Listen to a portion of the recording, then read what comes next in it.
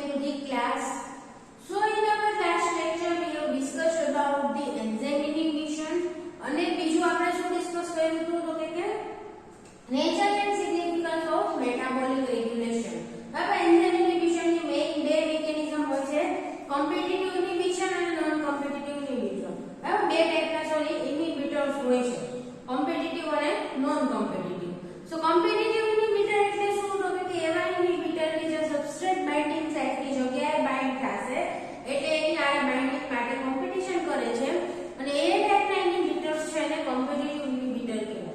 પછી આપણે non competitive inhibitor જોયું હતું કે જ્યારે substrate binding site સિવાયની સાઇટ ઉપર જે inhibitor બાઇન્ડ કરતા હોય બરાબર એન્ઝાઇમ ઉપર જે એક્ટિવ સાઇટ છે એની સિવાયની જગ્યાએ બાઇન્ડ થતા હોય તો એવા inhibitors ને non competitive inhibitor કહેવાય. અને જ્યારે non competitive inhibitor છે એન્ઝાઇમ સાથે બાઇન્ડ થશે તો એન્ઝાઇમના સ્ટ્રક્ચરમાં ચેન્જીસ આવે છે બરાબર એના કન્ફર્મેશનમાં એના સ્ટ્રક્ચરમાં ચેન્જીસ આવશે અને એના લીધે એન્ઝાઇમનું ઇન્હિબિશન થાય. સો આ રીતના બે ટાઈપના ઇન્હિબિટર હોય છે એના વિશે આપણે લાસ્ટ લેક્ચરમાં ડિસ્કસ કર્યું હતું. પછી આપણે મેટાબોલિક રેગ્યુલેશન વિશે ડિસ્કસ કરતા હતા બરાબર કે મેટાબોલિક રેગ્યુલેશન છે બહુ ઇમ્પોર્ટન્ટ છે કેમ કે જે પાથવે ઓર્ગેનિઝમની અંદર સ્ટાર્ટ રહેવો જોઈએ બરાબર જે વસ્તુની જરૂર છે તો એના સિન્થેસિસનો પાથવે સ્ટાર્ટ રહેશે. જે પ્રોડક્ટ છે જે કમ્પોનન્ટની જરૂર નથી સેલની અંદર તો એના સિન્થેસિસનો પાથવે છે સ્ટોપ થઈ જશે અને સિન્થેસિસ માટેના એન્ઝાઇમ્સ છે એનું સિન્થેસિસ પણ સ્ટોપ થઈ જાય છે જેથી મેક્સિમમ એનર્જી બચાવી શકાય. સો કોઈ પણ ઓર્ગેનિઝમ છે કોઈ પણ સેલ છે તો એની અંદર મેટાબોલિક રેગ્યુલેશન જોવા મળે છે એનર્જી અને મટીરીયલને બચાવવા માટે બરાબર એનર્જી અને મટીરીયલને કન્ઝર્વ કરવા માટે અને તો કે બધા મેટાબોલાઇટ સેલની અંદર પ્રોપર અમાઉન્ટમાં પ્રેઝન્ટ રહે એના માટે મેટાબોલિક રેગ્યુલેશન ઇમ્પોર્ટન્ટ છે. સો મેટાબોલિક રેગ્યુલેશન વિશે આપણે બેઝિક ઇન્ફોર્મેશન જોઈ હતી કે કઈ મેટાબોલિક રેગ્યુલેશન કેમ ઇમ્પોર્ટન્ટ છે બરાબર. Now we will discuss about the metabolic channelling. Metabolic regulation કઈ રીતે થાય છે એના વિશે હવે આપણે ડિસ્કસ કરીશું. એમાં ફર્સ્ટ છે મેટાબોલિક ચેનલિંગ. ઓકે તો મેટાબોલિક ચેનલિંગ દ્વારા પણ અલગ અલગ પાથવેઝ છે ને આપણે રેગ્યુલેટ કરી શકાય છે. સેલની અંદર અલગ અલગ પાથનું રેગ્યુલેશન મેટાબોલિક ચેનલિંગ દ્વારા પણ થતું હોય છે. સો મેટાબોલિક ચેનલિંગ એટલે શું છે આપણે લાસ્ટ લેક્ચરમાં જોયું હતું બેઝિકલી બરાબર કે કોઈ પણ સેલ છે તો એની અંદર મેટાબોલાઇટ અને એન્ઝાઇમ બંનેને અલગ અલગ કમ્પાર્ટમેન્ટમાં અલગ અલગ સેલ્યુલર ઓર્ગેનેલમાં ડિસ્ટ્રીબ્યુટ કરવામાં આવે એ ટાઈપનું જે ડિસ્ટ્રીબ્યુશન કરવામાં આવશે that is known as the metabolic channelling.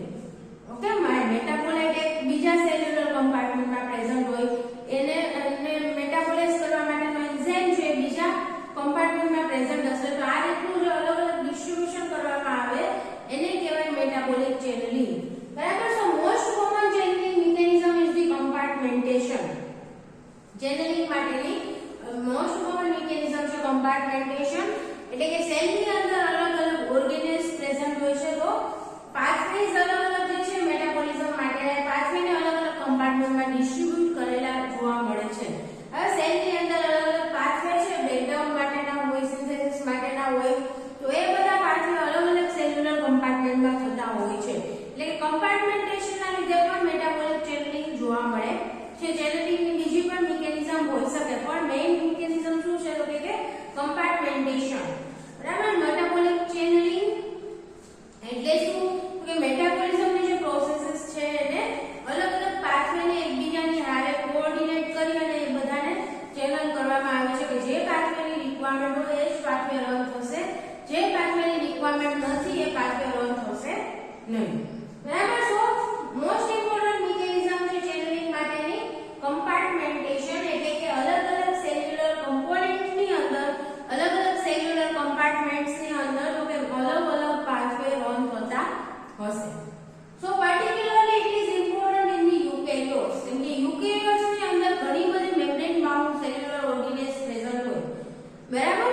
યુકેરિયોટ્સની અંદર પ્રોકેરિયોટની કમ્પેરમાં મેમ્બ્રેન બાઉન્ડ ઓર્ગેનેલ્સ વધારે પ્રેઝન્ટ હોય છે એટલે યુકેરિયોટ્સ માટે મેઇનલી આ જે મેટાબોલિક ચેનલિંગની મિકેનિઝમ છે એ ઇમ્પોર્ટન્ટ છે બરાબર. યુકેરિયોટ્સમાં સેલ્યુલર કમ્પાર્ટમેન્ટ્સ વધારે પ્રેઝન્ટ હોય છે એટલે કે સેલ્યુલર કમ્પાર્ટમેન્ટ એટલે શું ઓર્ગેનેલ્સ બરાબર. માઇટોકોન્ડ્રિયા ક્લોરો સેલ્યુલર કમ્પાર્ટમેન્ટ એને કહેવાય ન્યુક્લિયસ છે, એન્ડોપ્લાઝમિક રેટિક્યુલમ. સો આ બધા સેલ્યુલર કમ્પાર્ટમેન્ટ્સ ઓર્ગેનેલ્સ યુકેરિયોટ્સની અંદર વધારે પ્રેઝન્ટ હોય છે પ્રોકેરિયોટની કમ્પેરમાં.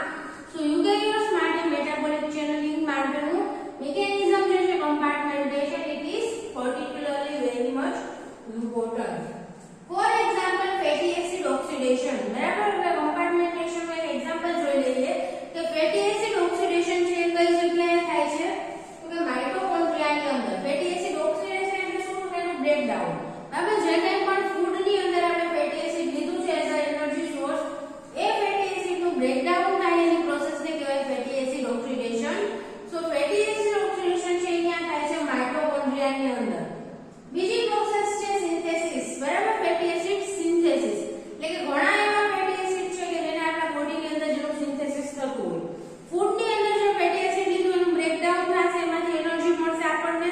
અને જે ફેટી એસિડ આપણા બોડીના અલગ અલગ વર્ક માટે જરૂરી છે, બરાબર, બોડીના અલગ અલગ ફંક્શનમાં ફેટી એસિડનો જે રોલ છે એ બધાનું સિન્થેસિસ પણ બોડીની અંદર થતું હોય છે, સેલની અંદર થતું હોય છે. સો સેલની અંદર ફેટી એસિડ સિન્થેસિસ છે કઈ જગ્યાએ થાય છે તો કે સાયટોપ્લાઝમિક મેટ્રિક્સની અંદર. બરાબર, તો જ્યારે એનર્જીની જરૂર પડશે ફેટી એસિડનું બ્રેકડાઉન કરવું હોય ત્યારે ફેટી એસિડ જશે માઇટોકોન્ડ્રિયાની અંદર અને ત્યાં એનું બ્રેકડાઉન થશે. અને જ્યારે ફેટી એસિડનું સિન્થેસિસ છે ક્યાં થાય છે તો કે સાયટોપ્લાઝમિક મેટ્રિક્સની અંદર, સાયટોપ્લાઝમની અંદર. સો આનું શું ઇમ્પોર્ટન્સ થયું કે જો ફેટી એસિડનું ઓક્સિડેશન પણ સાયટોપ્લાઝમિક મેટ્રિક્સમાં થતું હોય તો શું થાય, એક બાજુ ફેટી એસિડનું સિન્થેસિસ થાય છે, સિન્થેસિસ થઈ ગયું તો બ્રેકડાઉનની મશીનરી પણ બાજુમાં જ પ્રેઝન્ટ છે, તો ડાયરેક્ટલી એનું બ્રેકડાઉન પણ થઈ શકે. બરાબર, જો 100 ફેટી એસિડના મોલેક્યુલ સિન્થેસાઇઝ થયા હોય તો એમાં 50-60 નું બ્રેકડાઉન પણ થઈ શકે, કેમ કે બંને વસ્તુ બાજુમાં પ્રેઝન્ટ છે. બરાબર, સાયટોપ્લાઝમની અંદર જો ઓક્સિડેશન માટેના અને સિન્થેસિસ માટેના બંનેના એન્ઝાઇમ્સ પ્રેઝન્ટ હોય તો સિન્થેસિસ વાળા એન્ઝાઇમ સિન્થેસિસ કરશે અને બ્રેકડાઉન વાળા બ્રેકડાઉન કરશે. તો બંને પ્રોસેસ હારે ચાલશે, એક બાજુ સિન્થેસિસ થશે, એક બાજુ બ્રેકડાઉન થશે, તો એનર્જી અને મટીરીયલનો બહુ વધારે લોસ થાય. બરાબર, કેમ કે ફેટી એસિડની જરૂર છે એટલે આપણે એનું સિન્થેસિસ કરીએ છીએ, પણ એક બાજુ સિન્થેસિસ થયું હોય તો એનું બાજુ બ્રેકડાઉન પણ થઈ જાય જો એન્ઝાઇમ સારે એક જગ્યાએ પ્રેઝન્ટ હોય તો. એના માટે આ કમ્પાર્ટમેન્ટેશન ઇમ્પોર્ટન્ટ છે. બરાબર, કે સાયટોપ્લાઝમની અંદર ફેટી એસિડનું સિન્થેસિસ થાય છે, ઇઝીલી ફેટી એસિડ સિન્થેસાઇઝ થઈ જશે, જેટલાની જરૂર હોય એટલા ફેટી એસિડનું ત્યાં એ બધા ફેટી એસિડ છે કામમાં લાગશે. બરાબર, એનું જે ફંક્શન છે ત્યાં જઈ અને એનું ફંક્શન કરી શકે છે. અને જ્યારે ફેટી એસિડનું બ્રેકડાઉન કરવાનો ટાઈમ આવે, બરાબર, ફેટી એસિડને જો બ્રેકડાઉન કરવું હોય ત્યારે એ માઇટોકોન્ડ્રિયાની અંદર એન્ટર થશે. હવે જ્યારે ફેટી એસિડના બ્રેકડાઉનની રિક્વાયરમેન્ટ હોય ત્યારે એ માઇટોકોન્ડ્રિયામાં એન્ટર થશે અને માઇટોકોન્ડ્રિયામાં એન્ટર થાય પછી એનું ઓક્સિડેશન થાય, એનું બ્રેકડાઉન થાય. બરાબર, તો આ રીતના કમ્પાર્ટમેન્ટેશન છે એના લીધે તો આપણે એનર્જી અને મટીરીયલ બચાવી શકીએ છીએ, મેટાબોલિક પ્રોસેસ છે એ કંટ્રોલ રેગ્યુલેટ કરી શકીએ છીએ. નાઉ ઇન પ્રોકેરિયોટ્સ ની પેરીપ્લાઝમ. બરાબર, પ્રોકેરિયોટ્સ ની અંદર એક ઓર્ગેનેલ પ્રેઝન્ટ હોય છે પેરીપ્લાઝમ. પેરીપ્લાઝમ એટલે શું તો કે આઉટર સેલ વોલ હોય. બરાબર, સેલ મેમ્બ્રેન છે, ઇનર મેમ્બ્રેન અને આઉટર મેમ્બ્રેન, બે મેમ્બ્રેન પ્રેઝન્ટ હોય તો બંનેની વચ્ચેની જે સ્પેસ છે એને કહેવાય પેરીપ્લાઝમ. બરાબર, પ્રોકેરિયોટ્સ ની અંદર ઇનર મેમ્બ્રેન અને આઉટર મેમ્બ્રેન બે મેમ્બ્રેન હશે, એની વચ્ચેની જે સ્પેસ છે એને કહેવાય પેરીપ્લાઝમ. સો પ્રોકેરિયોટ્સમાં પેરીપ્લાઝમ છે એને પણ એક કમ્પાર્ટમેન્ટ તરીકે લઈ શકાય. બરાબર, કેમ કે પ્રોકેરિયોટ્સની અંદર કમ્પાર્ટમેન્ટ્સ ઓછા પ્રેઝન્ટ હશે, સેલ્યુલર ઓર્ગેનેલ્સ ઓછી પ્રેઝન્ટ હોય છે. સો પેરીપ્લાઝમને પણ એક આપણે સેલ્યુલર કમ્પાર્ટમેન્ટ તરીકે કન્સિડર કરી શકીએ છીએ. અને પેરીપ્લાઝમમાં પણ ઘણી બધી પ્રોસેસીસ થતી હોય છે, ઘણા પાથવે છે પેરીપ્લાઝમમાં પણ રન થતા હશે પ્રોકેરિયોટ્સની અંદર. Now this makes possible a simultaneous and separate operation on the regulation of the similar pathways. બરાબર, સિમિલર પાથવે હોય તો એને આપણે અલગ અલગ સેપરેટલી રેગ્યુલેટ કરી શકીએ, એવું કેના લીધે પોસિબલ છે તો કે કમ્પાર્ટમેન્ટેશનના લીધે. બરાબર, બે સિમિલર પાથવે છે એ બંનેને સિમિલર વસ્તુની જરૂર હોય, બરાબર, સિમિલર મેટાબોલાઇટની જરૂર હોય તો એ બંને પાથવેને એટ અ ટાઈમ આપણે રેગ્યુલેટ કરી શકીએ છીએ. એક હારે બંનેને અલગ અલગ રીતે રેગ્યુલેટ કરી શકીએ. બરાબર, એક પાથવેને આપણે ઓન રાખવો હોય, બીજાને ઓફ રાખવો હોય તો એ રેગ્યુલેશન કમ્પાર્ટમેન્ટેશનના લીધે થઈ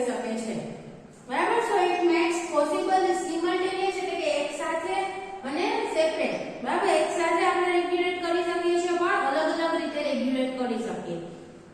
operation of regulation of the similar pathways. Now, transfer of metabolites and coenzymes between the cellular compartments. બરાબર, એટલે કે મેટાબોલિક રેગ્યુલેશન ટ્રાન્સપોર્ટ થ્રુ પણ થઈ શકે કે જ્યારે જે મેટાબોલાઇટ ની સેલ્યુલર કમ્પાર્ટમેન્ટ ની અંદર જરૂર હોય તો એને આપણે સેલ્યુલર કમ્પાર્ટમેન્ટ ની અંદર ટ્રાન્સપોર્ટ કરી શકીએ છીએ. બરાબર, કોએન્ઝાઇમ ની જરૂર છે ઓર્ગેનેલ ની અંદર તો એ કોએન્ઝાઇમ ને કમ્પાર્ટમેન્ટ છે મેમ્બ્રેન થ્રુ ટ્રાન્સપોર્ટ કરી શકાય છે. એટલે કે ટ્રાન્સપોર્ટ દ્વારા તો કે મેટાબોલાઇટ ના ટ્રાન્સપોર્ટ દ્વારા અને કોએન્ઝાઇમ ના ટ્રાન્સપોર્ટ દ્વારા કોણ તો કે મેટાબોલિક રેગ્યુલેશન થાય છે. માઇટોકોન્ડ્રિયા ની અંદર કોઈ વસ્તુનું સિન્થેસિસ થયું, બરાબર, તો એને આપણે સેલ ની બહાર ટ્રાન્સપોર્ટ કરી શકાય છે. ફેટી એસિડ નું સિન્થેસિસ ક્યાં થાય છે તો કે સાયટોપ્લાઝમિક મેટ્રિક્સ ની અંદર. હવે ફેટી એસિડ માં આપણે જ્યારે બ્રેકડાઉન કરવું છે તો એને માઇટોકોન્ડ્રિયા ની અંદર આપણે ટ્રાન્સપોર્ટ કરી શકીએ. એટલે કે જ્યારે ફેટી એસિડ બ્રેકડાઉન ની રિક્વાયરમેન્ટ હોય ત્યારે એને સેલ્યુલર મેમ્બ્રેન દ્વારા ટ્રાન્સપોર્ટ કરવાનું, બરાબર. સેલ ઓર્ગેનેલ છે, માઇટોકોન્ડ્રિયા ની મેમ્બ્રેન છે, એમાંથી ટ્રાન્સપોર્ટ કરી અને અંદર લઈ જવામાં આવે છે, બરાબર. તો ફેટી એસિડ મેટાબોલાઇટ્સ અને કોએન્ઝાઇમ છે એને મેમ્બ્રેન ટ્રાન્સપોર્ટ થ્રુ કે એનું રેગ્યુલેશન થઈ શકે છે. Then for example two pathway require the NAD. બરાબર, મેમ્બ્રેન ટ્રાન્સપોર્ટ નું એક એક્ઝામ્પલ છે કે બે અલગ અલગ પાથવેઝ છે, બે અલગ અલગ ઓર્ગેનેલ ની અંદર થાય છે, બરાબર. બે અલગ અલગ સેલ્યુલર કમ્પાર્ટમેન્ટમાં બે પાથવે થાય છે. સો બંને પાથવેઝ ની અંદર NAD ની રિક્વાયરમેન્ટ છે. સમજાણું? બે અલગ અલગ પાથવે છે, NAD છે, ઘણા બધા મેટાબોલિક પાથવે ની અંદર પાર્ટિસિપેટ કરે છે. સો બે અલગ અલગ પાથવે અઝ્યુમ કરો, બે અલગ અલગ ઓર્ગેનેલ્સ ની અંદર થાય છે, બરાબર. એક માઇટોકોન્ડ્રિયામાં થાય છે, એક ક્લોરોપ્લાસ્ટમાં થાય છે ફોર એક્ઝામ્પલ. સો બે અલગ અલગ પાથવેઝ છે, બંનેને NAD ની રિક્વાયરમેન્ટ છે અને બંને પાથવે ક્યાં છે તો in different compartments. So distribution of the NAD between the compartments regulate the activity of pathway. હવે તો કે કયો પાથવે રન થશે એ કઈ રીતે આપણે ડિસાઈડ કરી શકીએ તો કે NAD ની અવેલેબિલિટી ઉપરથી. જે પાથવેને વધારે NAD મળશે એ પાથવે રન થશે. હવે બે અલગ અલગ સેલ્યુલર કમ્પાર્ટમેન્ટમાં છે પાથવે, એટલે NAD છે એને આપણે ડિસ્ટ્રીબ્યુટ કરી શકીએ. જે પાથવેની રિક્વાયરમેન્ટ હોય સેલને એ પાથવેમાં એ સેલ્યુલર કમ્પાર્ટમેન્ટની અંદર NAD એન્ટર થશે અને જે પાથવેની બહુ જરૂર ન હોય સેલને તો એ પાથવે એ કમ્પાર્ટમેન્ટની અંદર NAD એન્ટર નહીં થાય, બરાબર. એટલે કે NAD છે એનું ડિસ્ટ્રીબ્યુશન આ રીતના થઈ શકે. હવે જો બંને પાથવે સાઇટોપ્લાઝમની અંદર થતા હોય, બરાબર, એક કમ્પાર્ટમેન્ટમાં જો બે પાથવે થતા હશે તો શું થશે તો કે એક કમ્પાર્ટમેન્ટમાં જ બે પાથવે રન થાય છે એટલે બંનેને NAD માટે બંને કોમ્પીટ કરશે ત્યારે, બરાબર. બંને વચ્ચે કોમ્પિટિશન થશે કે અડધું NAD આ યુઝ કરશે, અડધું NAD બીજો પાથવે યુઝ કરશે. પણ તો કે જ્યારે અલગ અલગ સેલ્યુલર કમ્પાર્ટમેન્ટ્સમાં બે પાથવે પ્રેઝન્ટ હશે તો જે પાથવે આપણે રન કરવું હોય, જે પાથવે સ્ટાર્ટ રાખવું હોય તો એ પાથવેને NAD ટ્રાન્સપોર્ટ કરવામાં આવશે. જે પાથવે સ્ટાર્ટ ન રાખવો હોય, સ્ટોપ રાખવો હોય, બંધ રાખવો હોય, બરાબર, તો એ પાથવેને NAD પહોંચાડવામાં આવશે નહીં. એટલે કે NAD છે બંને પાથવેમાં રિક્વાયર્ડ છે, પણ કયો પાથવે રન થશે, કયો સ્ટાર્ટ રહેશે અને કયો ઓફ થઈ જશે એ વસ્તુ આપણે NAD ના ટ્રાન્સપોર્ટ દ્વારા રેગ્યુલેટ કરી શકાય છે. એટલે કે જે પાથવેને NAD મળશે, જે સેલ્યુલર કમ્પાર્ટમેન્ટની અંદર NAD એન્ટર થશે એ પાથવે એફિશિયન્ટલી રન થશે, બરાબર. એ પાથવેની પ્રોડક્ટ છે એનું ફોર્મેશન વધારે થશે અને બેમાંથી જે પાથવેની અંદર જે કમ્પાર્ટમેન્ટની અંદર NAD એન્ટર નથી થતું તો એ પાથવે છે એ રન થશે નહીં અથવા તો સ્લોલી રન થશે. એટલે કે NAD એક જ વસ્તુ બંનેને જોઈ છે તો પણ આપણે એક પાથવેને ચાલુ રાખી શકીએ, એક પાથવેને બંધ રાખી શકીએ by compartmentation. Now channelling within the compartment, તો કે એક કમ્પાર્ટમેન્ટની અંદર પણ ચેનલિંગ જોવા મળે છે. એટલે કે એક સિંગલ કમ્પાર્ટમેન્ટ છે તો એની અંદર પણ અલગ અલગ મેટાબોલાઇટ કન્સન્ટ્રેશન આપણે ડિફરન્ટ કરી શકાય છે. ફોર એક્ઝામ્પલ સાયટોપ્લાઝમિક મેટ્રિક્સ, બરાબર. સાયટોપ્લાઝમિક મેટ્રિક્સ અથવા તો સાયટોપ્લાઝમ, તો સાયટોપ્લાઝમની અંદર અમુક એવા સ્ટ્રક્ચર્સ હશે કે જેના લીધે સાયટોપ્લાઝમમાં પણ તો કે અલગ અલગ ડિસ્ટ્રીબ્યુશન જોવા મળે, બરાબર. એનું સ્ટ્રક્ચર છે કોમ્પ્લેક્સ જોવા મળે છે બાય તો કે endoplasmic reticulum and the cytoskeleton.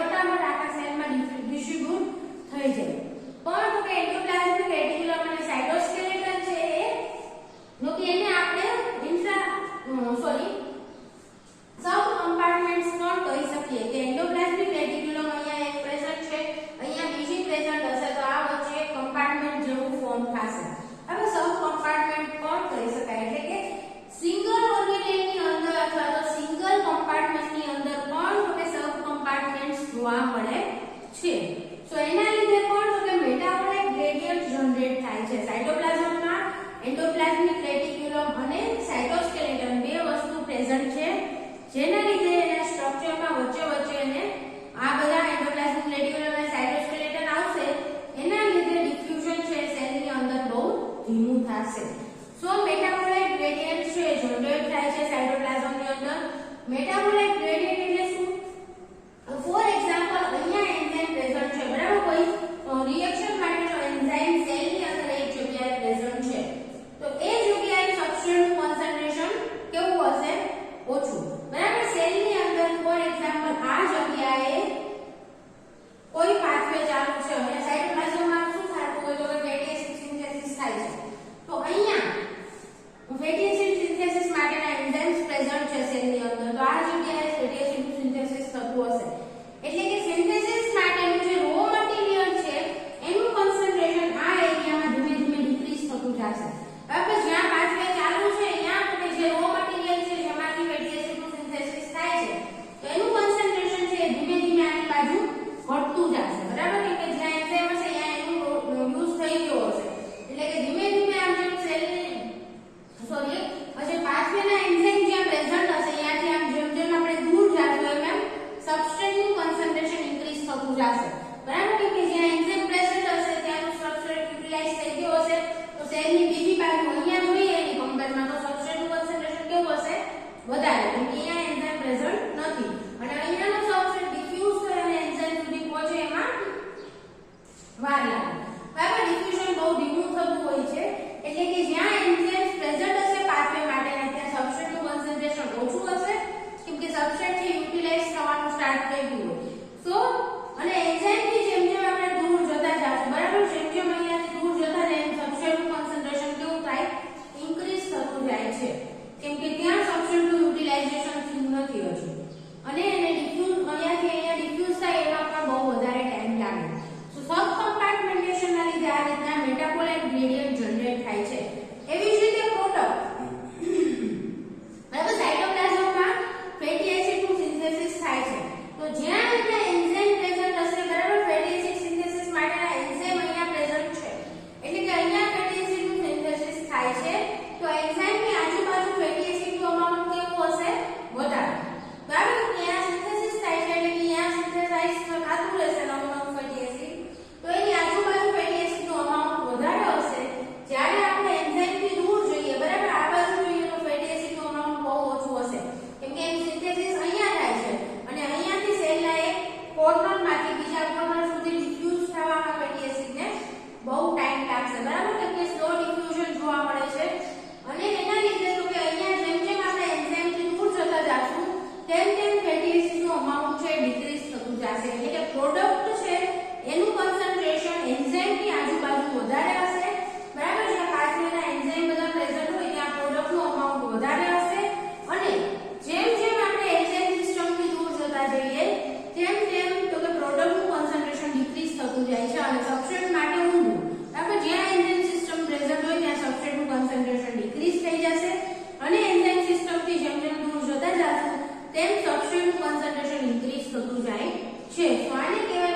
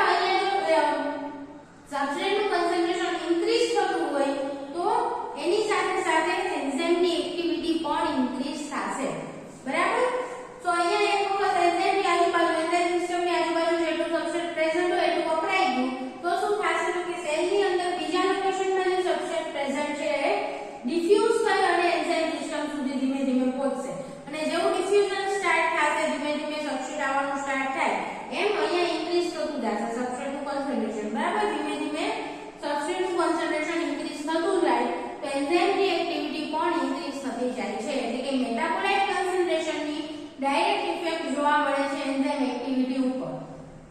અને આ વસ્તુ ક્યારે લાગુ પડશે તો કે જ્યારે સબસ્ટ્રેટ કોન્સન્ટ્રેશન 10⁻³ ટુ 10⁻⁶ મોલર જેટલી હોય અથવા તો એના કરતાં પણ ઓછી હોય ત્યારે આ વસ્તુ લાગુ પડે છે. એટલે કે સબસ્ટ્રેટ કોન્સન્ટ્રેશન કેવી હોવી જોઈએ તો કે in the same range as the enzyme concentration and equal to or less than the Km. બરાબર. એટલે અહીંયા જે સબસ્ટ્રેટ કોન્સન્ટ્રેશન આપી છે કેવી છે તો કે એન્ઝાઇમ કોન્સન્ટ્રેશન જેટલી અથવા તો એનાથી ઓછી. હવે એન્ઝાઇમ કોન્સન્ટ્રેશન જેટલી એન્ઝાઇમના જેટલા મોલેક્યુલ્સ પ્રેઝન્ટ છે એટલી સબસ્ટ્રેટ કોન્સન્ટ્રેશન અથવા તો એનાથી ઓછી હોવી જોઈએ. અને તો કે Km જેટલી હોય તો પણ ચાલે. એટલે કે Km જેટલી સબસ્ટ્રેટ કોન્સન્ટ્રેશન હશે ત્યારે મેક્સિમમ વેલોસિટી કરતા અડધી વેલોસિટી જ મળે છે આપણને. બરાબર. એટલે કે Km જેટલી અથવા તો એના કરતા ઓછી સબસ્ટ્રેટ કોન્સન્ટ્રેશન હશે એની વાત કરવામાં આવી છે. બરાબર. જ્યારે આપણે એન્ઝાઇમ એક્ટિવિટી જોવી હોય સબસ્ટ્રેટ કોન્સન્ટ્રેશન આરે તો કોન્સન્ટ્રેશન સબસ્ટ્રેટની કેવી હોવી જોઈએ ઓછી. બરાબર. અહીંયા જે મેક્સિમમ વેલોસિટી મળે છે Vmax મળે છે ત્યારે જે કે સબસ્ટ્રેટ કોન્સન્ટ્રેશન હોય એના કરતા ઓછી સબસ્ટ્રેટ કોન્સન્ટ્રેશન હોવી જોઈએ કેમ કે તો જ આપણને હાઇપરબોલિક ગ્રાફ મળે. બરાબર. અને જો સબસ્ટ્રેટ કોન્સન્ટ્રેશન Vmax મળે એટલી લઈ લઈએ અથવા એના કરતા પણ વધારે સબસ્ટ્રેટ કોન્સન્ટ્રેશન હોય તો આપણે એન્ઝાઇમ એક્ટિવિટી હારે એને ડિબેટ કરી શકીએ નહીં. કેમ કે એના કરતા વધારે સબસ્ટ્રેટ કોન્સન્ટ્રેશન હશે ત્યારે એન્ઝાઇમ એક્ટિવિટીમાં કોઈ પણ ઇફેક્ટ જોવા મળતી નથી. એટલે જ્યારે સબસ્ટ્રેટ કોન્સન્ટ્રેશનની ઇફેક્ટ એન્ઝાઇમ એક્ટિવિટી ઉપર શું થાય છે એ આપણે ચેક કરતા હોય ત્યારે સબસ્ટ્રેટ કોન્સન્ટ્રેશન જનરલી ઓછી રાખવાની. બરાબર. એન્ઝાઇમ કોન્સન્ટ્રેશન કરતા ઓછી અથવા તો કે Vmax ન આવી જાય. બરાબર. મેક્સિમમ વેલોસિટી આવે ત્યારે જે સબસ્ટ્રેટ કોન્સન્ટ્રેશન છે એના કરતા ઓછી સબસ્ટ્રેટ કોન્સન્ટ્રેશન હોવી જોઈએ. એટલે કે આ જે સબસ્ટ્રેટ કોન્સન્ટ્રેશન છે 10⁻³ ટુ 10⁻⁶ એ શું છે કે જનરલ કોન્સન્ટ્રેશન છે કે એટલી સબસ્ટ્રેટ કોન્સન્ટ્રેશનમાં જનરલી કોઈ પણ એન્ઝાઇમમાં મેક્સિમમ વેલોસિટી નો આવતી હોય. બરાબર. સો the two enzymes in the different pathway using the same metabolite will directly compete for the substrate. હવે તો કે સેમ કમ્પાર્ટમેન્ટ ની અંદર આપણે વાત કરી બે અલગ અલગ પાથવે થતા હોય. બરાબર. સાઇટોપ્લાઝમ ની અંદર બે અલગ અલગ પાથવે રન થાય છે. બંને પાથવેને સેમ મેટાબોલાઇટ ની જરૂર પડતી હોય. બરાબર. ફોર એક્ઝામ્પલ અહીંયા આપણે જોયું કે NAD ની રિક્વાયરમેન્ટ છે. બે અલગ અલગ પાથવે છે બે અલગ અલગ કમ્પાર્ટમેન્ટમાં છે બંનેને NAD ની રિક્વાયરમેન્ટ હોય તો ત્યારે રેગ્યુલેશન કઈ રીતે થશે તો કે જે પાથવેને સ્ટાર્ટ રાખવો હોય બરાબર જે પાથવેની જરૂર હોય ત્યાં NAD જાશે. એ કમ્પાર્ટમેન્ટની અંદર NAD જાશે. પણ જો એ બંને પાથવે સાઇટોપ્લાઝમની અંદર જ થતા હોય બરાબર સિમિલર એક જ કમ્પાર્ટમેન્ટની અંદર બે પાથવે થતા હોય તો ત્યારે શું થશે તો કે બે એન્ઝાઇમ છે બરાબર બે અલગ અલગ પાથવેના બે એન્ઝાઇમ હશે and different pathway using the same metabolite. બે એન્ઝાઇમ અલગ અલગ છે બંને છે સેમ મેટાબોલાઇટ નો યુઝ કરે. ફોર એક્ઝામ્પલ NAD નો યુઝ કરે છે. સો ત્યારે શું થશે કે બંને NAD માટે કોમ્પિટિશન કરશે. બંનેની વચ્ચે કોમ્પિટિશન થશે તો કયો એન્ઝાઇમ છે એનું વર્ક વધારે થશે કે એના ઉપર ડિપેન્ડ કરશે તો કે એના Km ઉપર ડિપેન્ડ કરે છે. બરાબર. એની એફિનિટી ઉપર ડિપેન્ડ કરશે. બે એન્ઝાઇમ છે બેમાંથી જેની એફિનિટી NAD માટે વધારે હશે બરાબર જેની એફિનિટી મેટાબોલાઇટ માટે વધારે હશે એ એન્ઝાઇમનું વર્ક છે વધારે જોવા મળશે. જે એન્ઝાઇમની એફિનિટી વધારે હશે એ NAD નો યુઝ કરી શકશે. બરાબર. સો એફિનિટી ઉપર ડિપેન્ડ કરશે કે કયું મેટાબોલાઇટ છે સોરી કયો એન્ઝાઇમ છે એનું વર્ક જોવા મળશે. તો અહીંયા આપણે જોયું કે normally substrate concentration versus velocity નો ગ્રાફ છે. હાઇપરબોલિક શેપનો મળે છે એટલે કે જેમ જેમ સબસ્ટ્રેટ કોન્સન્ટ્રેશન ઇન્ક્રીઝ કરશું તેમ રેટ ઓફ રિએક્શન પણ ઇન્ક્રીઝ થાય છે. અને અહીંયા Vmax છે બરાબર Vmax/2 એટલે ત્યાં આપણને શું મળે છે Km મળે છે. હવે અહીંયા આપણે બે એક્ઝામ્પલ લીધા છે. ફોર એક્ઝામ્પલ એન્ઝાઇમ A અને એન્ઝાઇમ B. હવે એન્ઝાઇમ A છે અને એન્ઝાઇમ B છે. એન્ઝાઇમ A માટેનું જે સબસ્ટ્રેટ કોન્સન્ટ્રેશન છે બરાબર Km છે આટલે મળે છે. બરાબર. અહીંયા છે એન્ઝાઇમ A માટેનું Km છે. આ છે એન્ઝાઇમ A માટેનું Km છે. આનો મીનિંગ શું છે તો કે A નું Km છે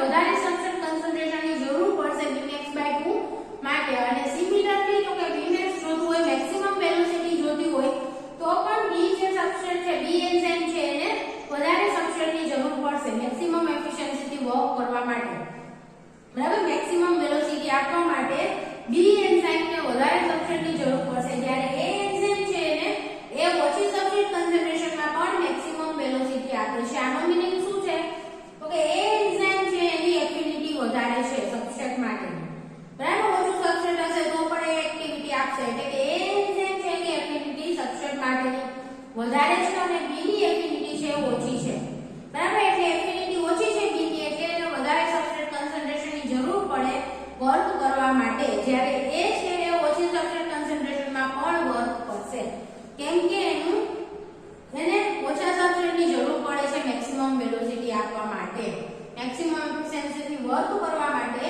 ઓછા સબસ્ટ્રેટ કન્સન્ટ્રેશનમાં પણ એ મેક્સિમમ એફિશિયન્સીથી વર્ક કરી શકે છે ક્લિયર સો અહીંયા તો કે આ બંને કમ્પીટ કરશે બરાબર A અને B એન્ઝાઇમ છે બંને સેમ મેટાબોલાઇટ માટે કમ્પીટ કરતું હોય તો એની એક્ટિવિટી વધારે છે એટલે A ની એક્ટિવિટી છે વધારે જોવા મળશે B કરતા બરાબર બંને છે NAD માટે કમ્પીટ કરે છે તો એની એફિનિટી NAD માટે વધારે છે B ની એફિનિટી ઓછી છે એટલે એને A ની એક્ટિવિટી વધારે જોવા મળશે બરાબર તો સેમ કમ્પાર્ટમેન્ટની અંદર જ્યારે બંને એન્ઝાઇમ વર્ક કરતા હોય બંને અલગ અલગ પાથવે છે રન થતા હોય તો હંમેશા શું થશે તો કે A એન્ઝાઇમ વાળો પાથવે જ વધારે સ્ટાર્ટ થશે બરાબર કેમ કે A એન્ઝાઇમની એફિનિટી NAD માટે વધારે છે એટલે કે A એન્ઝાઇમ વાળો જે પાથવે છે એની એક્ટિવિટી વધારે જોવા મળશે આ હંમેશા આવું થશે બરાબર અને B એન્ઝાઇમ વાળો જે પાથવે છે એની એક્ટિવિટી ઓછી જોવા મળશે હવે રિક્વાયરમેન્ટ કયા પાથવેની છે ત્યારે જોવામાં નહીં આવે બરાબર સેમ કમ્પાર્ટમેન્ટની અંદર જો આ બંને એન્ઝાઇમ પ્રેઝન્ટ હશે તો એની એક્ટિવિટી વધારે રહેશે અને B ની એક્ટિવિટી ઓછી રહેશે બરાબર હવે કયાની આપણે જરૂર છે A ની જરૂર છે કે B ની બરાબર A એન્ઝાઇમના વર્કની જરૂર છે કે B એન્ઝાઇમના વર્કની એ વસ્તુ ત્યારે કન્સિડર થશે નહીં એટલા માટે મેટાબોલિક રેગ્યુલેશન જરૂરી છે બરાબર કે A એન્ઝાઇમને આપણે એક કમ્પાર્ટમેન્ટમાં મૂકી દીધો B એન્ઝાઇમને બીજા કમ્પાર્ટમેન્ટમાં મૂકી દીધો એટલે જે પાથવેની જરૂર હશે એ પાથવે ત્યારે રન થશે બરાબર જે પાથવેની જરૂર હશે એ કમ્પાર્ટમેન્ટની અંદર NAD એન્ટર થશે અને એ પાથવે છે મોસ્ટ એફિશિયન્સીથી વર્ક કરી શકે 100% એફિશિયન્સીથી વર્ક કરી શકશે બરાબર તો એના માટે મેટાબોલિક રેગ્યુલેશન મેટાબોલિક ચેનલિંગ જરૂરી છે કે જો આવું નહીં હોય બરાબર અલગ અલગ કમ્પાર્ટમેન્ટમાં આપણે અલગ અલગ પાથવેને ડિવાઇડ નહીં કરીએ તો શું થશે તો કે જે પાથવેના એન્ઝાઇમની એફિનિટી સબસ્ટ્રેટ માટે વધારે હશે એ પાથવે વધારે રન થશે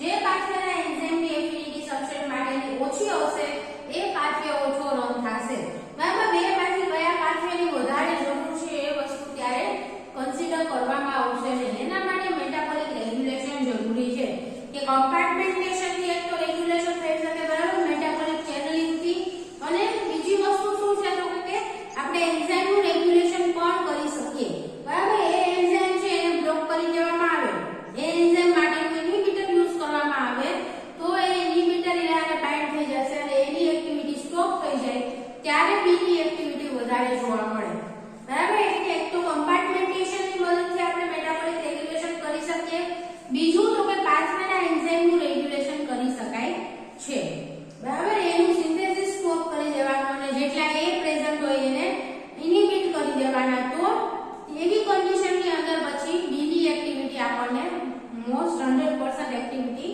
જોઈ શકાય છે બરાબર so this is the importance of metabolic regulation કેમ ઇમ્પોર્ટન્ટ છે સમજાણું એ આપણે મેટાબોલિક ચેનલિંગ ડિસ્કસ કર્યું અને મેઇન શું ડિસ્કસ કર્યું તો કે કમ્પાર્ટમેન્ટેશન બરાબર મોસ્ટ ઇમ્પોર્ટન્ટ મિકેનિઝમ છે મેટાબોલિક ચેનલિંગની કમ્પાર્ટમેન્ટેશન એટલે કે અલગ અલગ મેટાબોલિક પાથવે છે એ સેલની અંદર અલગ અલગ કમ્પાર્ટમેન્ટમાં થતા હશે અને એના લીધે આપણે તો કે સેમ પાથવે સિમિલર પાથવેઝને અલગ અલગ રેગ્યુલેટ કરી શકાય છે clear now the second important metabolic regulation mechanism is the control of enzyme activity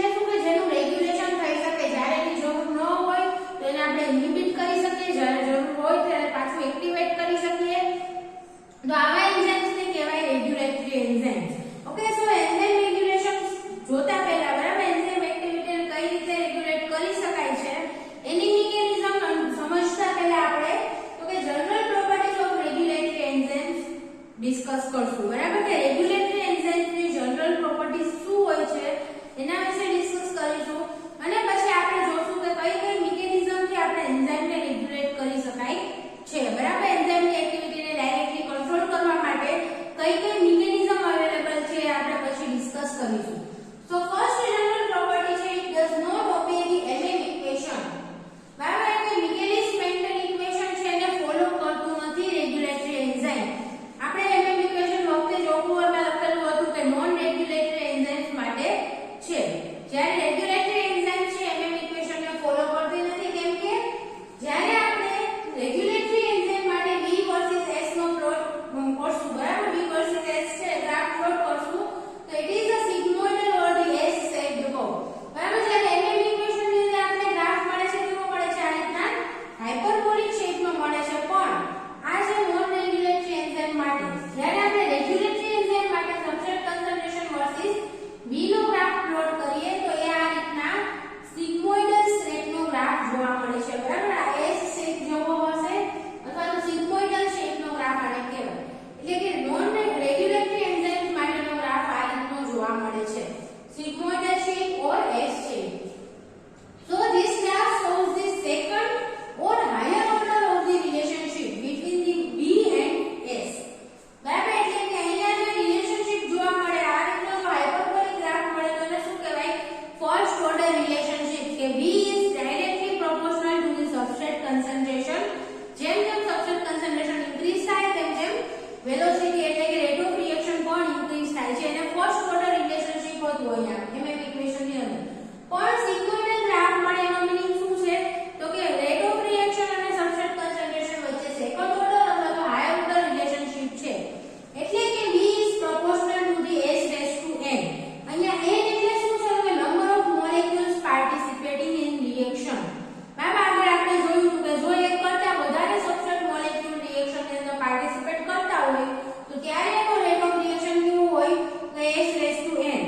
બરાબર અને અહીંયા n છે શું હશે કે એક કરતા વધારે હશે જનરલી એટલે એક હોય તો ફર્સ્ટ ઓર્ડર રિએક્શન થઈ જાય કે ડાયરેક્ટલી સબસ્ટ્રેટ કન્સન્ટ્રેશન હારે પ્રોપોર્શનલ છે પણ તો કે રેગ્યુલેટરી એન્ઝાઇમ છે એના માટે S raised to n જે n છે એ એક કરતા વધારે હશે. એનો મીનિંગ શું છે તો કે સબસ્ટ્રેટ બાઇન્ડિંગ ઇઝ કોઓપરેટિવ. બરાબર એક સબસ્ટ્રેટ બાઇન્ડ થયો એન્ઝાઇમ હારે તો બીજા સબસ્ટ્રેટ ને અહીંયા બીજા સબસ્ટ્રેટ નું બાઇન્ડિંગ છે ઈઝી બનાવે છે. બરાબર એક સબસ્ટ્રેટ નું બાઇન્ડિંગ થયું એન્ઝાઇમ હારે તો એના લીધે બીજા સબસ્ટ્રેટ નું બાઇન્ડિંગ ઈઝી થશે એટલે કોઓપરેટિવ બાઇન્ડિંગ છે. એ સબસ્ટ્રેટ બાઇન્ડિંગ છે કોઓપરેટ કરશે. એક સબસ્ટ્રેટ ને બાઇન્ડ થવામાં થોડું ડિફિકલ્ટી થઈ પહેલા સબસ્ટ્રેટ ને પણ કે બીજું સબસ્ટ્રેટ છે ઈઝીલી એના કરતા અહીંયા બાઇન્ડ થઈ શકશે. પછી બે સબસ્ટ્રેટ છે તો ત્રીજા સબસ્ટ્રેટ ને અહીંયા લઈ આવશે અને તો કે કોઓપરેટિવ બાઇન્ડિંગ છે એકબીજાને કોઓપરેટ કરશે બાઇન્ડિંગમાં. બરાબર એટલે આ ફર્સ્ટ ઓર્ડર નથી પણ સેકન્ડ અથવા તો હાયર ઓર્ડર નું રિલેશનશિપ બતાવે છે રેગ્યુલેટરી એન્ઝાઇમ્સમાં. બરાબર સર એક વસ્તુ એ જનરલ પ્રોપર્ટી છે રેગ્યુલેટરી એન્ઝાઇમ્સ ની કે MM ઇક્વેશન ને ફોલો કરતું નથી કેમ કે એનું ગ્રાફ છે સિગ્મોઇડલ શેપમાં મળે છે અને સબસ્ટ્રેટ બાઇન્ડિંગ છે કે છે કોઓપરેટિવ બાઇન્ડિંગ છે. બરાબર એકનું બાઇન્ડિંગ થયું એટલે બીજાને બાઇન્ડ થવામાં કોઓપરેટ કરશે એટલે એક સબસ્ટ્રેટને બાઇન્ડ થવામાં જેટલી ડિફિકલ્ટી થઈ હશે એટલી ડિફિકલ્ટી બીજા સબસ્ટ્રેટના બાઇન્ડિંગમાં થશે નહીં.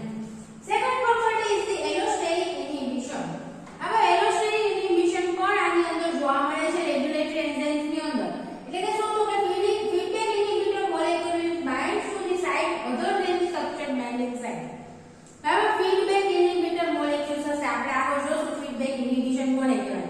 બરાબર એટલે કે જે એન્ઝાઇમ જે સબસ્ટ્રેટ નું સિન્થેસિસ કરે છે હવે એન્ઝાઇમ સોરી જે પ્રોડક્ટ નું સિન્થેસિસ કરે છે એ જ પ્રોડક્ટ એ એન્ઝાઇમ ને ઇન્હિબિટ કરી શકે છે અને એ મિકેનિઝમ ને કહેવાય ફીડબેક ઇન્હિબિશન. હવે જે પ્રોડક્ટ ના સિન્થેસિસ માટેનો એન્ઝાઇમ છે એ જ પ્રોડક્ટ છે એન્ઝાઇમ ને ઇન્હિબિટ કરે. જો વધારે મોડમાં પ્રોડક્ટ ફોર્મ થઈ ગઈ હોય તો એ એન્ઝાઇમ ને ઇન્હિબિટ કરી શકે છે અને એને કહેવાય ફીડબેક ઇન્હિબિશન. બરાબર તો આમાં ફીડબેક ઇન્હિબિટર છે એ શું કરશે અથવા તો બીજા કોઈ મોલેક્યુલ છે સબસ્ટ્રેટ બાઇન્ડિંગ સાઇટ સિવાયની બીજી સાઇટ ઉપર બાઇન્ડ કરશે. બરાબર આ એન્ઝાઇમ છે ફોર એક્ઝામ્પલ તો એને સબસ્ટ્રેટ બારના નોન કોમ્પિટિટિવ ઇન્હિબિશન માં જોયું હતું કે ઇન્હિબિટર છે એ તમે સબસ્ટ્રેટ બાઇન્ડિંગ સાઇટ સિવાયની કોઈ પણ સાઇટ ઉપર બાઇન્ડ કરે છે આ જે ઇન્હિબિટર અને એના બાઇન્ડિંગ ના લીધે શું થશે તો કે it will leads to the change in the structure of substrate binding site. હવે ઇન્હિબિટર જ્યારે એન્ઝાઇમ ઉપર બાઇન્ડ થશે તો એના લીધે શું થશે તો એ સબસ્ટ્રેટ બાઇન્ડિંગ સાઇટ છે એના શેપમાં ચેન્જ આવી જશે અને એના લીધે તો સબસ્ટ્રેટ નું બાઇન્ડિંગ થઈ શકશે નહીં અને એન્ઝાઇમની એક્ટિવિટી ઇન્હિબિટ થઈ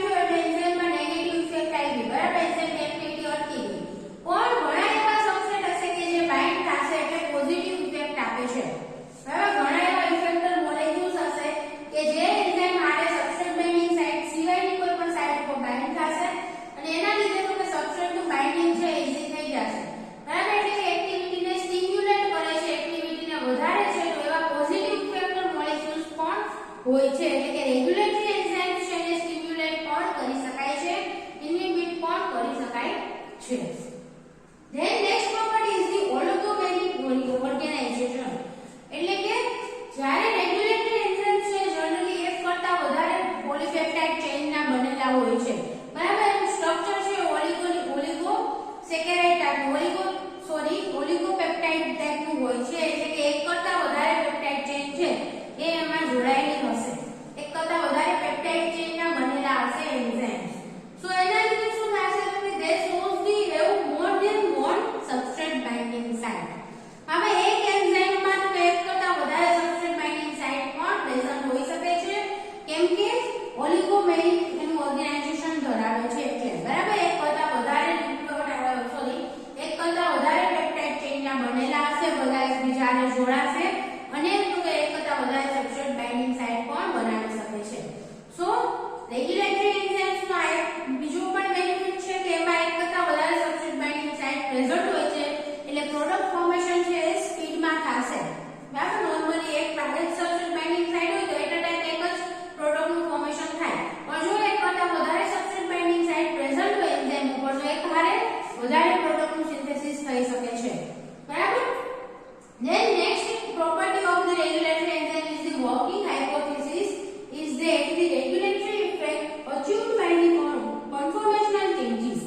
બરાબર, એટલે કે અહીંયા જે કંઈ પણ રેગ્યુલેટરી ઇફેક્ટ જોવા મળે છે એ તો કે કન્ફોર્મેશનલ ચેન્જીસના લીધે આવે છે, એ આ વર્કિંગ હાઇપોથેસિસ છે. બરાબર, એટલે કે એન્ઝાઇમ કઈ રીતે વર્ક કરે એના માટેનું હાઇપોથેસિસ છે કે જ્યારે તો કે કોઈ પણ મોલેક્યુલ બાઇન્ડ થશે, બરાબર, આ ઇન્હિબિટર મોલેક્યુલ બાઇન્ડ થયો અથવા તો કે સ્ટિમ્યુલેટરી મોલેક્યુલ બાઇન્ડ થયો છે તો એની ઇફેક્ટ કઈ રીતે જોવા મળશે તો કે એન્ઝાઇમના કન્ફોર્મેશનમાં ચેન્જીસ આવશે. હવે પોઝિટિવ ઇફેક્ટ હોય કે નેગેટિવ ઇફેક્ટ હોય, એન્ઝાઇમના કન્ફોર્મેશનમાં ચેન્જીસ આવે છે, એન્ઝાઇમના સ્ટ્રક્ચરમાં ચેન્જીસ આવે છે અને એના લીધે ઇફેક્ટ જોવા મળે છે. સો occurs when the effector metabolite bind. બરાબર, એટલે કે અહીંયા આપણે ઇફેક્ટર મેટાબોલાઇટ વર્ડ યુઝ કરશું. ઇનહિબિટર અને એક્ટિવેટર બંને માટે commonly effector metabolite word use થશે. ઇફેક્ટર એટલે કે એન્ઝાઇમ ઉપર કોઈ ઇફેક્ટ આપે એવું સબસ્ટ્રેટ. બરાબર, ઇફેક્ટર મેટાબોલાઇટ એટલે શું તો કે એન્ઝાઇમમાં કંઈક ઇફેક્ટ આપતું હશે એવું સબસ્ટ્રેટ. હવે ઇનહિબિટર હશે તો એ નેગેટિવ ઇફેક્ટ આપતું હશે, જો સ્ટિમ્યુલેટર હશે તો એ પોઝિટિવ ઇફેક્ટ આપતું હશે. એટલે કોઈ પણ ઇફેક્ટર મેટાબોલાઇટ જ્યારે એન્ઝાઇમ સાથે બાઇન્ડ થાય છે તો એના લીધે એન્ઝાઇમના કન્ફોર્મેશનમાં ચેન્જીસ આવે છે અને કન્ફોર્મેશનલ ચેન્જીસના લીધે એન્ઝાઇમના સ્ટ્રક્ચરમાં જે ચેન્જીસ આવે છે એના લીધે તો કે એન્ઝાઇમનું સ્ટિમ્યુલેશન અથવા તો એન્ઝાઇમનું ઇનહિબિશન થઈ શકે છે, એટલે કે એન્ઝાઇમનું રેગ્યુલેશન ઓવરઓલ થઈ શકે છે by conformational changes. Okay, so these are the general properties of regulatory enzymes. Now in our next lecture we will discuss about the mechanism of enzyme regulation કે ડાયરેક્ટલી એન્ઝાઇમ એક્ટિવિટી આપણે regulate કરવી હોય તો એ કઈ રીતે થઈ શકે. બરાબર, એમાં એરોસ્ટેરિક રેગ્યુલેશન છે, ફીડબેક રેગ્યુલેશન છે, એ બધા આપણે નેક્સ્ટ લેક્ચરની અંદર ડિસ્કસ કરીશું.